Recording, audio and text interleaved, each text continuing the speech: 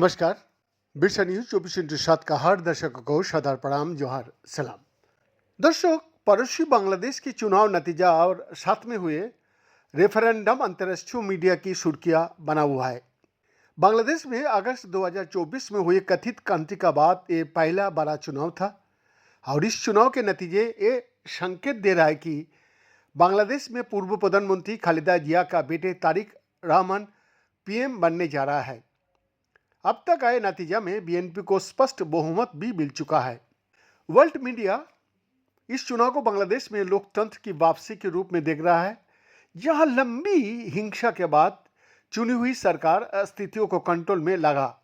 The New York times ने अपनी report में बांग्लादेश की जनमत संग्रह की चर्चा की है। अखबार ने लिखा है कि 10 मई से 8 वोटरों ने लोकतंत्र की रक्षा और राजनीति में महिलाओं की भागीदारी बढ़ाने का मकसद से किए गए सुधारों का समर्थन किया। अखबार ने इसे अहम चुनाव कहा और रिपोर्ट किया कि मतदाताओं ने प्रधानमंत्री की 2 टर्म सीमा, द्विसदनीय संसद और महिलाओं की अधिक भागीदारी जैसे सुधारों को भारी समर्थन दिया। इस रिपोर्ट में तारिक रहमान को राजनीतिक वंश का उत्तराधिकारी बताते हुए कहा गया कि ये 2024 की क्रांति का बाद नए शुरुआत है बांग्लादेश में। बीबीसी ने लिखा कि तारिक रहमान ने चुनाव तो जीता, यानी जीत लिया है, लेकिन देश की इकोनॉमी को फिर से खड़ा करना, खाने का चीज़ों की बढ़ती कीमतों को कंट्रोल में लाना और बांग्लादेश की बड़ी युवा आबादी के लिए नौकरियां बनाना नई सरकार के सामने बड़ी चुनौतियां है।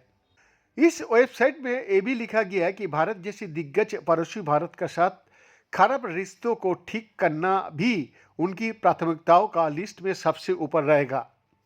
अपनी जीत की कुछ ही घंटे के अंदर रहमान को भारत का प्रधानमंत्री नरेंद्र मोदी जी का फोन आया और उन्होंने उन्हें शानदार जीत के लिए बधाई भी दी। तारिक रहमान पर इस बात का दबाव होगा कि बदलाव की बात जोहे रहे युवा वोटर्स तक कैसे अपनी बात पहुंचाए। बदलाव की सख्त उम्मीद लिए इन्हीं युवाओं ने अगस्त 2024 के प्रदर्शन में हिस्सा लिया था, जिसकी वजह से शेख हसीना सरकार का पतन हुआ। अल जजीरा, जी हाँ, अल जजीरा ने इस चुनाव में अगस्त की कथित क्रांति के बाद बानी छात्रों की पार्टी एनसीपी को फीसदी प्रदर्शन को प्रमुखता से उछाला है।